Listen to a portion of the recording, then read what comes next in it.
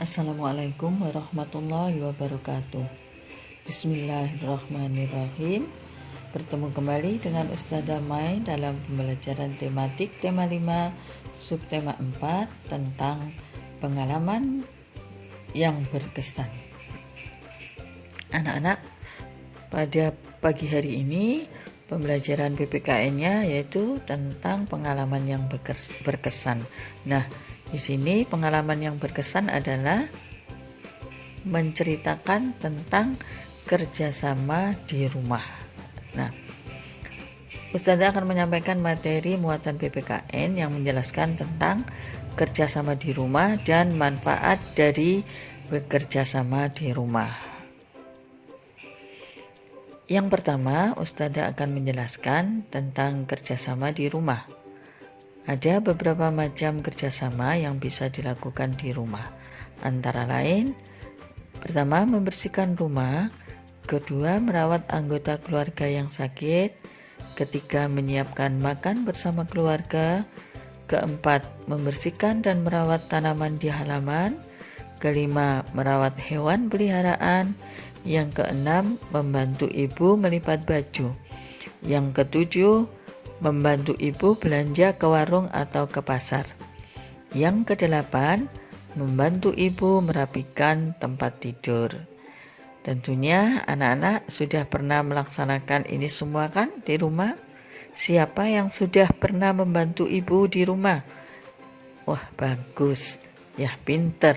Jadi kalau di rumah kita harus selalu membantu ibu. Apalagi sekarang anak-anak belajarnya secara daring, sehingga anak-anak tidak ke sekolah dulu dan banyak waktu di rumah untuk membantu ibu atau membantu keluarga dalam membersihkan rumah atau yang lainnya. Nah, anak-anak, itu tadi adalah contoh dari kegiatan bekerja sama yang bisa dilakukan di rumah. Dan masih banyak lagi yang bisa kita lakukan dalam bekerja sama di rumah. Anak-anak, yang dimaksud dengan kerjasama adalah kegiatan yang dilakukan secara bersama-sama. Bekerja sama di rumah dilakukan oleh semua anggota keluarga, baik ayah, ibu, kakak, dan adik. Semua harus saling bekerja sama dan saling membantu. Misalnya ketika ada anggota keluarga atau ibu yang sakit, kita harus bekerja sama dalam merawat dan memberikan obat. Juga membantu pekerjaan yang biasanya dilakukan oleh ibu. Misalnya, ayah menggantikan ibu menyiapkan sarapan untuk anggota keluarga. Sedangkan anak atau kakak bisa membantu menyapu dan membersihkan halaman. Nah, itu salah satu contoh bekerja sama dalam anggota keluarga. Bagaimana dengan membersihkan rumah? Apakah bisa dilakukan dengan bekerja sama? Tentu bisa. Siapa yang sering membantu ibu di rumah membersihkan rumah? Oke, pinter. Dengan demikian, anak-anak sudah melakukan kerjasama. Nah, anak-anak, dalam menjaga kebersihan, kita juga bisa melakukan kerjasama. Misalnya, kakak bertugas membersihkan lantai rumah dan mengepel.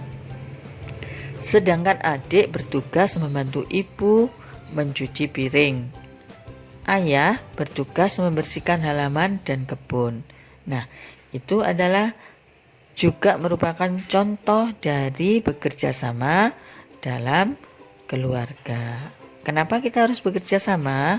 Karena dengan bekerja sama dalam membersihkan rumah, maka rumah akan cepat menjadi bersih dan rapi. Nah, itu anak-anak ya.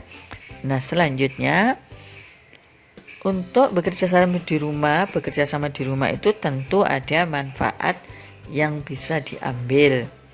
Nah, manfaat dari bekerja sama dalam keluarga adalah pertama, pekerjaan yang dilakukan bersama akan cepat selesai. Pekerjaan menjadi lebih ringan jika dikerjakan bersama. Dengan bekerja sama dalam keluarga, maka akan menambah keakraban antar anggota keluarga. Dan dengan bekerja sama akan menjaga kerukunan dalam keluarga. Kenapa demikian? Karena dengan bekerja sama itu kita lebih sering berbicara dengan anggota keluarga. Misalnya, Kak, di mana kita menaruh piring yang sudah dicuci? Ibu, di mana sapu yang akan dipakai untuk menyapu lantai? Nah, kita akan saling berbicara dengan menanyakan alat yang akan digunakan untuk bekerja sama. Itu manfaatnya, sehingga dalam keluarga itu akan menjadi lebih akrab. Nah, demikian penjelasan Ustazah tentang kerjasama dalam keluarga. Semoga anak-anak bisa melakukan kerjasama yang baik di masa pandemi ini. Tetap saling mengingatkan, cuci tangan, pakai masker, dan jaga jarak. Jangan lupa tidak keluar rumah bila tidak ada keperluan. Mari kita akhiri pembelajaran hari ini dengan bacaan Alhamdulillahirabbil alamin. Wassalamualaikum warahmatullahi wabarakatuh.